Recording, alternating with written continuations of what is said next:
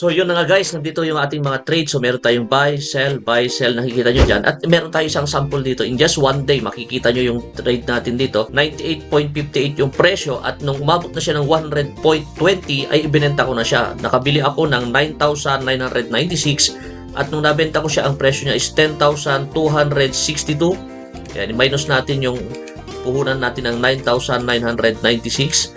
So, nag-profit po tayo ng $266 in just one day. So, i-compute natin yan times 56, sabihin na lang natin. So, kumita po tayo in just one day ng 14,896. So, ito yung personal account natin. Kung makikita nyo dyan, hindi yan screenshot.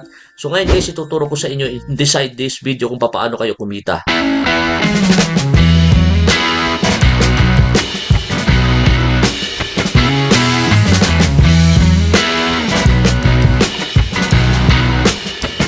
Ang simpleng pag-buy and sell lang ng mga cryptocurrency ay pwede na po kayong kumita dito. At alam mo ba kung bakit maraming kumikita ng malaki, lalong-lalo ang mga full-time trader? So ngayon guys, nandito na tayo sa computer natin. So ituturo ko muna sa inyo kung paano kayo magsimula dito po sa trading. So ang gagamitin po nating platform para mag-trade po, nakita nyo kanina yung ating mga result is gagamitin na po natin yung OKX.com.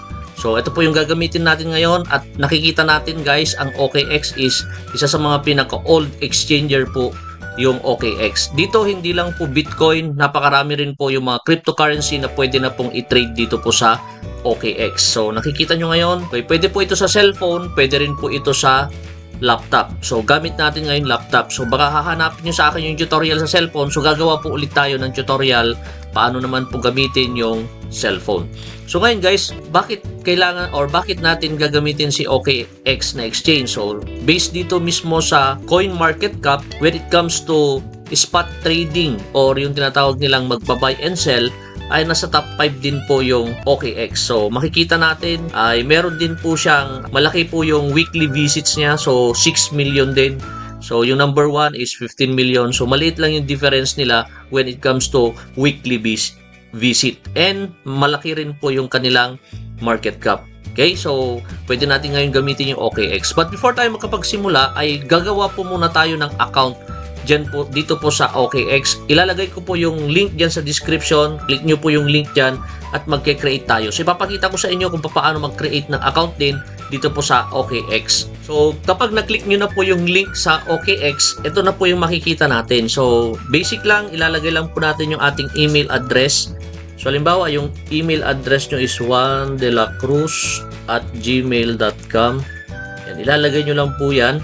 And then, so dapat maliliit pala, naka-caps lock. Okay, so Juan Delac. And then ilalagay nyo lang po yung sign up.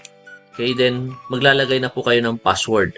So enter your email code. So dito sa email na ginamit nyo ay ibibigay nila yung 6 numbers, which is ipro-provide nyo naman. Kapag nailagay nyo, click nyo lang po yung next.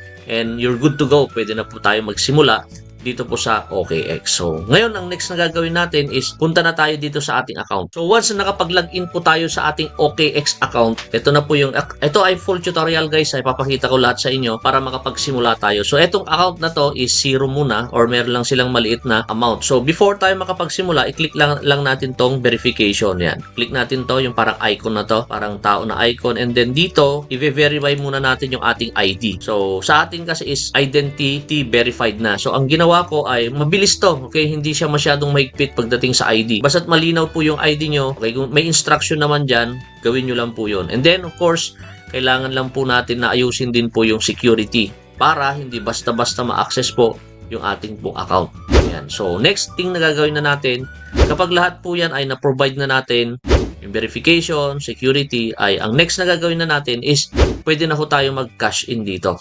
So, ang tanong, may mga tutorial kasi na yung cash in na ginagamit is yung coins.ph. Pero ito na ngayon guys ay direkta na po tayo dito sa OKX. Wala na hong third party para mas mabilis po. And actual na natin gagawin para makita nyo po. Ngayon, ang gagawin natin is dito natin click yung P2P. So, dahil zero pa lang yung account ko, makikita natin, dito makakabili tayo ng True GCash. Siguro, ang gagawin natin is bibili tayo True GCash. Yan. So, hanap tayo ng mga mura lang po yung kanilang minimum. So, dito makakabili kayo ng 100. Ito, as low as 100. Pwede po yan. So, mataas din naman. So, siguro dito tayo bibili ng worth 500. So, meron akong Paymaya. So, ang gagawin natin is click lang natin tong buy. at PayMaya yung gagamitin natin. So, kailangan pala malink muna yung phone. Okay, let's secure your account. So, na-provide na natin yung ating mismong cellphone number. Ang gagawin na natin is, ito lang yung available sa kanya. Makikita natin. So, makakabili tayo through PayMaya. Yan. So, ilalagay siguro natin kung magkano. And 56 nga lang yung price sa kanya. So, siguro, bibili ako 3,000 muna or 1,000 lang muna. Kabili ako ng 17.79 USDT. So, ang payment method ko siguro is PayMaya. Zero fees, wala akong bayad. Click ko lang yung confirm. And dito makikita na natin yung step na gagawin. So may music pa siya. Ito na po yung information niya. Mark James ang pangalan. Dito natin ipapadala. Hanapin natin yung kanyang information. So CIMB bank name, PayMaya. Ba't walang account number? Siguro dyan na natin isesend. So ang maganda guys, nakapag-send na ako sa kanya. So meron naman dito time. So mabilis lang. So nilagay ko lang yung sa PayMaya ko.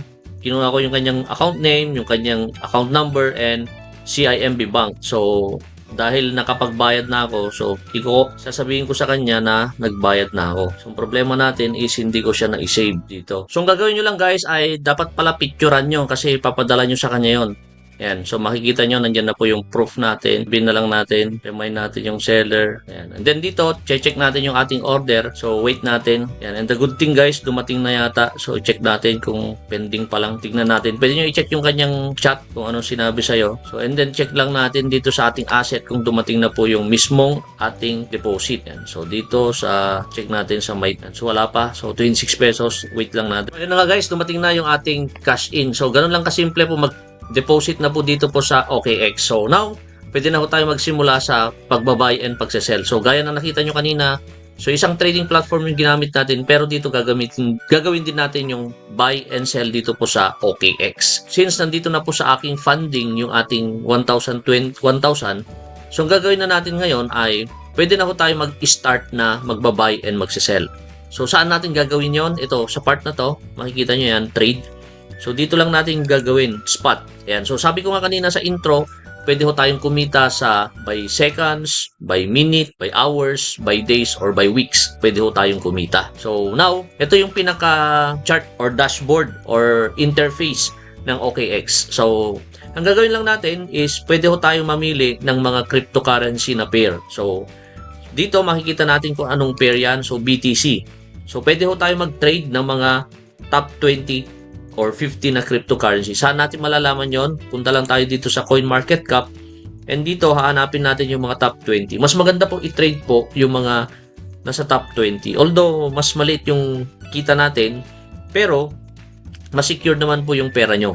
Kasi yung iba, meron kasing ilang X yung pwede yung mangyari, yung mga baguhan na cryptocurrency, pero mas higher naman yung risk. So dito, pwede kayong top 50, hanap po kayo ng mga cryptocurrency na i-check nyo. So, ngayon, kapag may nakita na po kayo, balik kayo dito sa mismong OKX. So, balik lang tayo sa OKX at pwede na tayong magsimulang bumili. So, halimbawa, ang gagamitin natin muna is Solana. So, si Solana ay nasa top 5 or top 10 na cryptocurrency. So, since ito matagal na nating trade, parang yung previous trade natin doon sa isang exchange, which is makikita nga natin dito. Ayan, makikita nyo yung exchange natin dito. So, Solana, madalas trade ko siya. Ayan. So, kumita tayo ng 14,000 in just one day dyan. So, ngayon, balik tayo dito. So, dito pwede rin tayong bumili. So, dito sa right part ng OKX, pwede ho tayong mag-trade dito or dito tayo bibili. So, meron tayong available na 1,000 pesos. Check lang natin kung paano. So, may asset. So, ang gagawin lang natin dito is check natin kung ilan yung available na pera natin. So, yun guys, wala pa pala yung ating mismong pera dito sa ating trading. So, nasa funding pa lang siya. Okay, so ang gagawin natin is click lang natin tong transfer. Okay, so makikita nyo, USDT, funding to trading. So, meron tayong 17.79. So, max out ko na. Then, click ko lang yung transfer. And then, balik tayo ulit dito sa pagtitrade. Kanina kasi, okay, hindi pa pala siya na i-transfer. So, hindi pa siya pwedeng mag-trade. So, balik tayo dito sa spot. And then dito, pwede na tayo mag-trade. May available na yan. So, makikita nyo, 18.25 yung total. Okay, so, balik tayo kung ano yung i-trade natin, yung Solana. So, ito yung tip ko dyan, guys, sa Solana is pag-aralan nyo din muna kung kailan kayo mag-e-entry. So, nakikita nyo, meron tayong tinatawag nila pagtaas at pagbawas. So, sabi nga, ang strategy dito, basic lang naman, buy low, sell high. So, ibig sabihin, pag bumili kayo ng 99, Okay, hanggat hindi tumataas yan ng more than 99, eh wag nyong ibebenta. Ang maganda naman dyan guys, hindi naman mawawala po yung pera nyo. Hindi po mawawala yung pera natin sa tuwing nagtitrade po tayo at hindi nyo ibinebenta. Ang tawag lang dyan, kapag nagne-negative siya, mas mababa yon, paper loss. So ngayon bibili ako ng Solana. So at price na, makikita nyo naman dito yung mga order book. Hanap tayo ng mga, halimbawa ito, 382, pwede natin gayahin yan. So 99.15 ang presyo natin. Pag nakalagay po pala sa limit, ay kayo po yung maglalagay kung magkano yung presyo. So halimbawa 99.15. So ang gagawin natin is ibibili ko lahat. Pwede rin po yung 7% o gusto ko lahat yan. And then click ko lang yung buy sol. Makikita nyo dyan, confirm. Kaya lang, siyempre, mataas na nga. Okay, so, hihintayin niya muna. Okay, nakalimit market, nakalimit pa lang siya. Hihintayin niya na bumaba muna 99.19. So, nandito yon, nakikita nyo, yan po yung kulay na sa atin.